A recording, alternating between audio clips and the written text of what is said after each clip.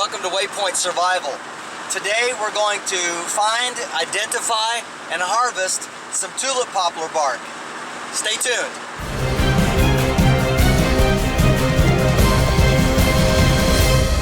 You're looking at a little tulip poplar right here.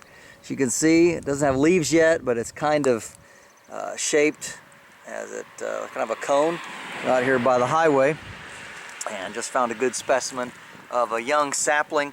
And this is one of the tallest and most beautiful eastern hardwoods.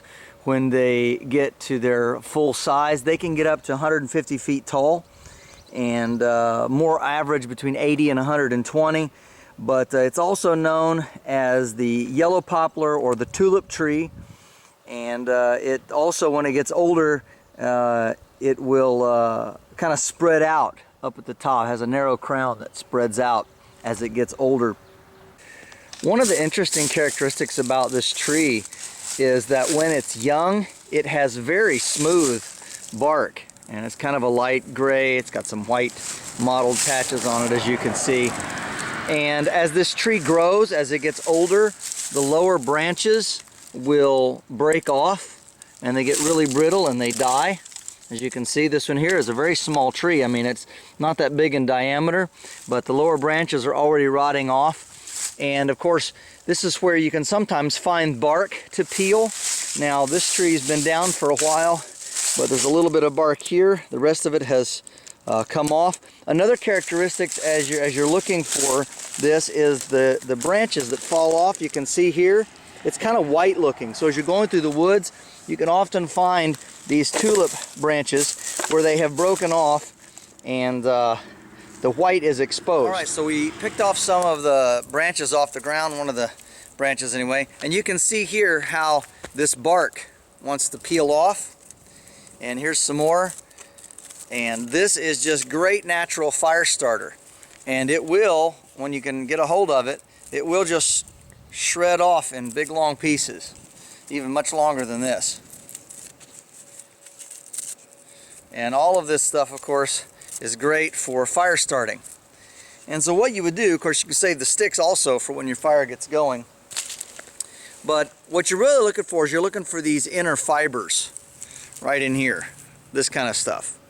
All right, and it's not that hard to get to. You sometimes you just want to kind of roll it like this and process down, and you're trying to get to the fibrous part on the inside. You're trying to expose all those fibers. So tulip poplars have a really wide range of habitat. They like mostly well-drained slopes, and their habitat is especially valleys and slopes, I should say. But pure stands, sometimes you find a whole bunch of them together. They go from southern Ontario, east to Vermont and Rhode Island, and then all the way south to North Florida, west to Louisiana, and all the way up to southern Michigan. So elevation, about 1,000 feet in elevation in North Michigan, for instance, northern part of Michigan, South Michigan, and then down to get down in the southern Appalachians, and they'll grow as high as 4,500 feet in elevation. So it's a very widespread tree, and you can find it in a lot of areas. And one good thing about it is because of the area which we are in here in southern Ohio, we don't have natural birch bark like a lot of places do farther north. But we do have a lot of tulip poplar and cedar, so those are excellent finds, and that's why we're out here today looking for some of this, these valuable resources that we can use for our fire starting. This tree, the tulip poplar or the yellow poplar, has very uniquely shaped leaves. I'll put it up right now.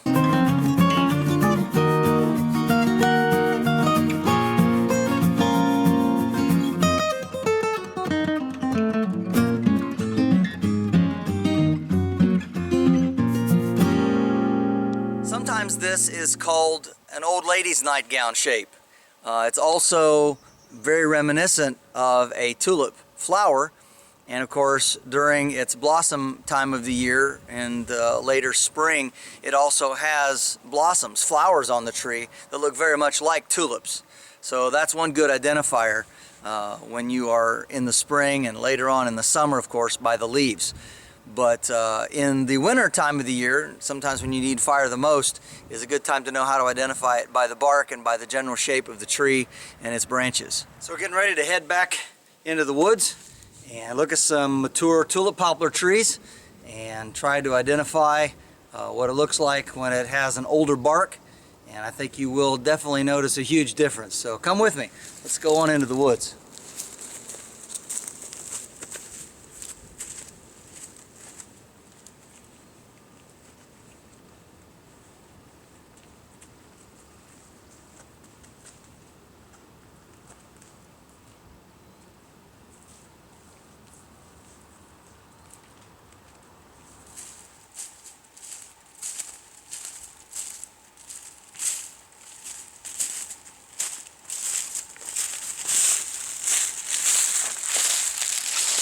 So one of the things that I like to do when I'm out looking for different types of trees and woods to use in different projects is I always like to carry some sort of a survival kit. And so today I have one of my other Altoids mini kits that I've made.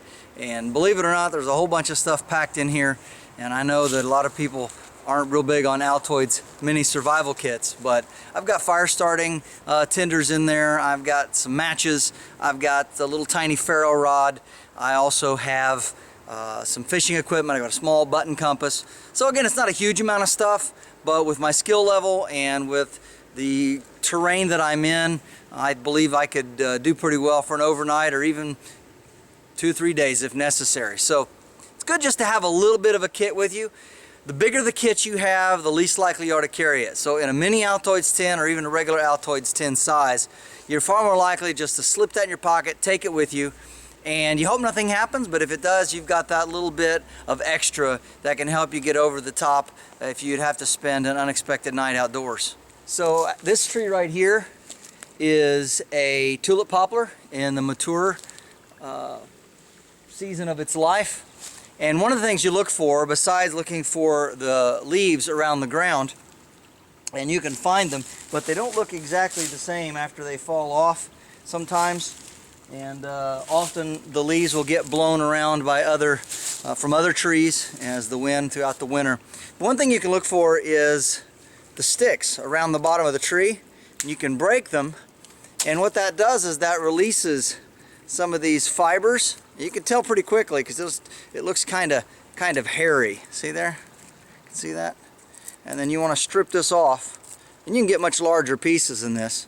But basically, once you get off a bunch of those, then these are the fibrous pieces, and you can see how the fibers just pull apart. Of course, this is damp, and you will want to dry this out before you use it for a fire starter.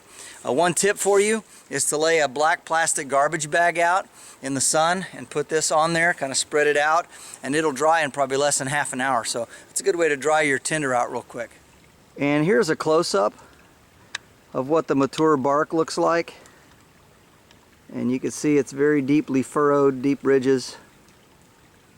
And then these grow up into very tall trees. Again, you can see this is on a bank.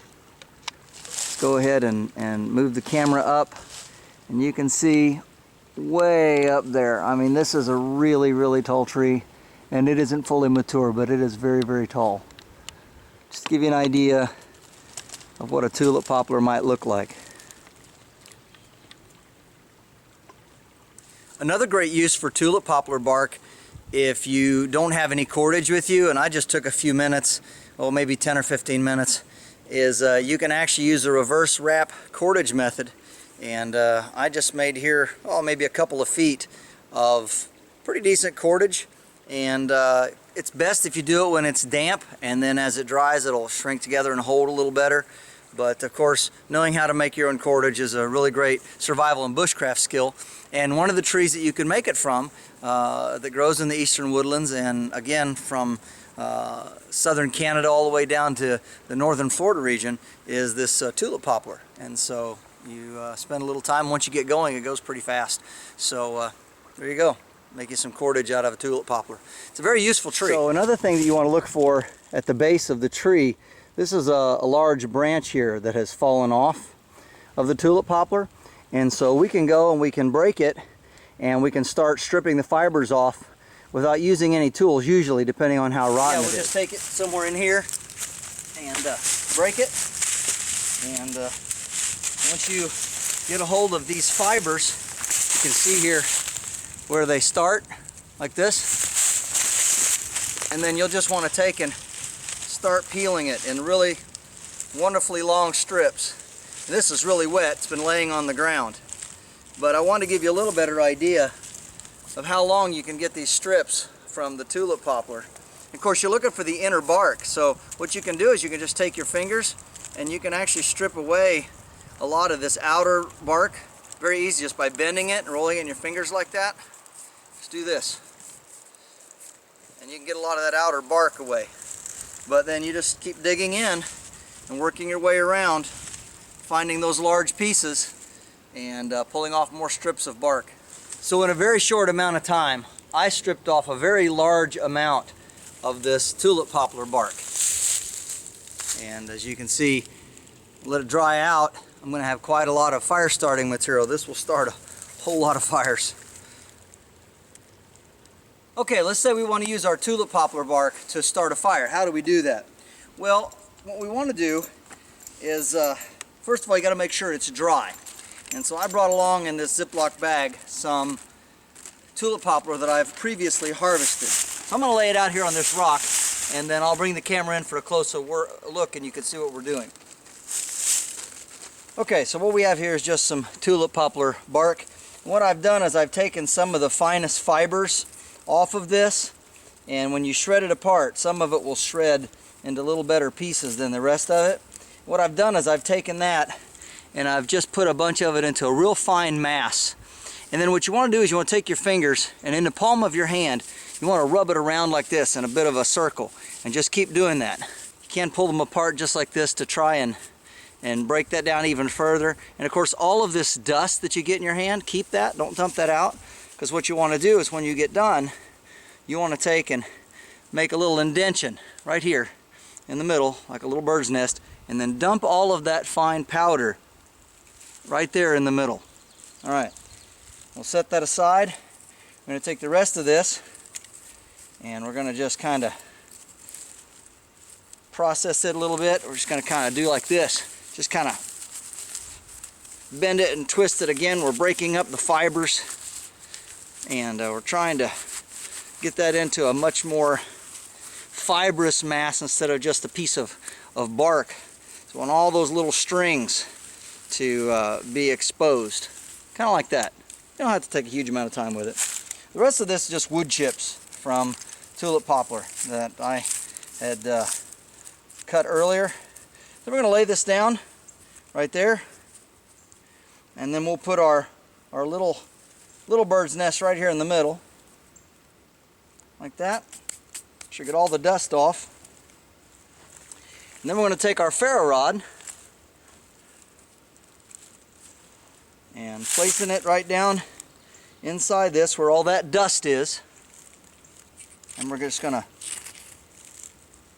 couple of strikes, and as you can see, when it's nice and dry, it really takes off well. And of course, if we want to keep building the fire, we've got all kinds of twigs and other things that we can lay on top of it to make it burn even better and longer. But of course, this is just for demonstration purposes, so we're not actually trying to build a big fire. Just wanted to show you what you can do with tulip poplar, and it's just a great tool to have in your toolkit.